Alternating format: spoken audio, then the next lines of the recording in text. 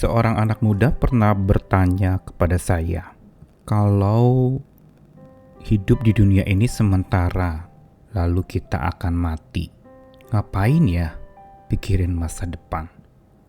Untuk apa saya nabung? Untuk apa saya investasi? Untuk apa pula saya merencanakan ini itu dalam kehidupan saya, toh saya akan mati.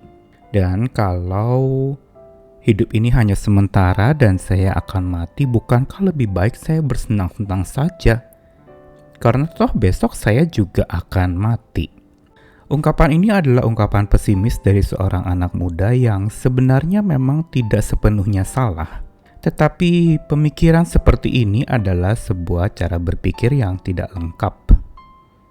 Dari kacamata iman, bicara kesementaraan hidup di dunia ini sesungguhnya bukan berarti setelah yang sementara itu berjalan dan lalu berakhir, maka sudah tidak ada lagi setelah itu. Tidak ada kehidupan setelah kematian.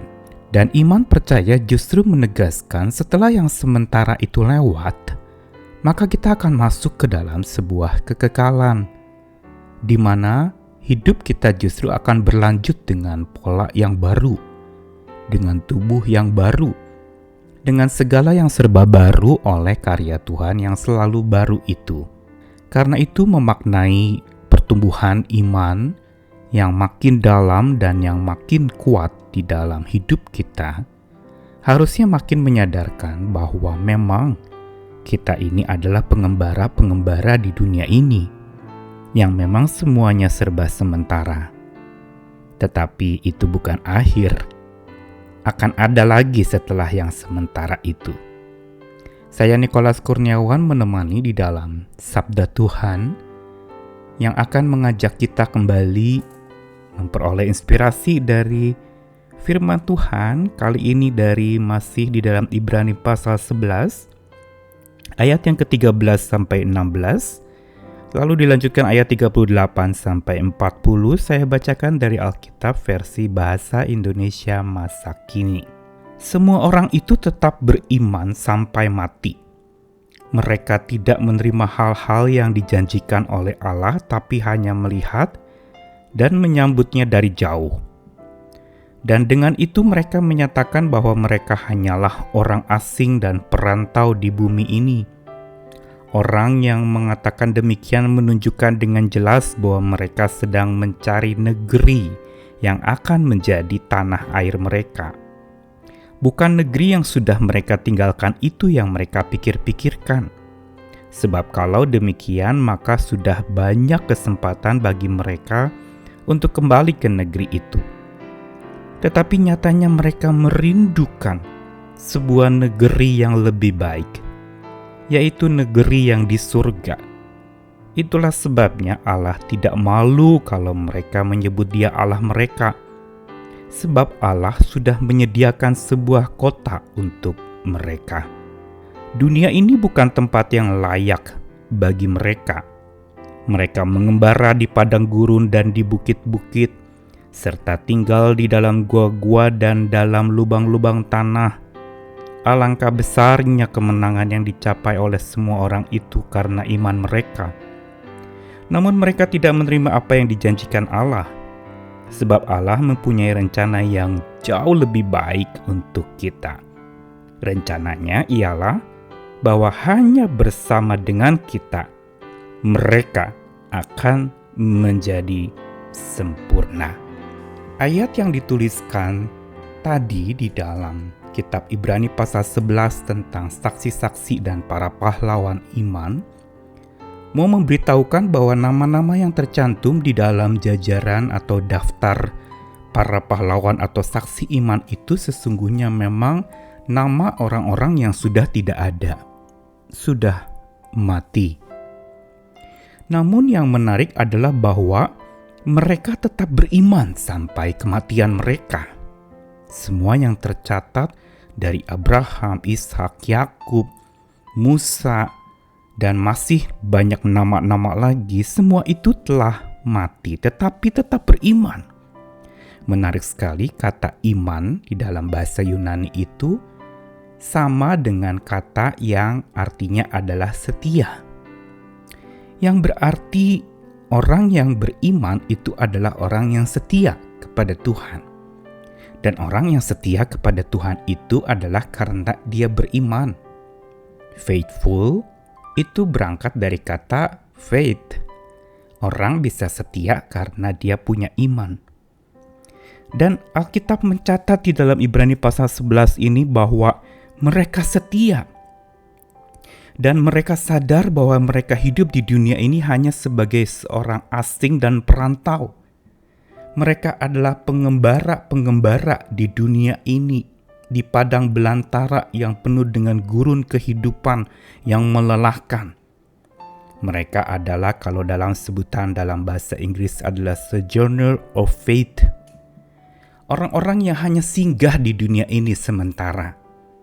Orang-orang yang tetap percaya bahwa setelah dia singgah di dunia ini dan dia meninggalkan satu tempat, Tuhan akan sediakan tempat lain lagi.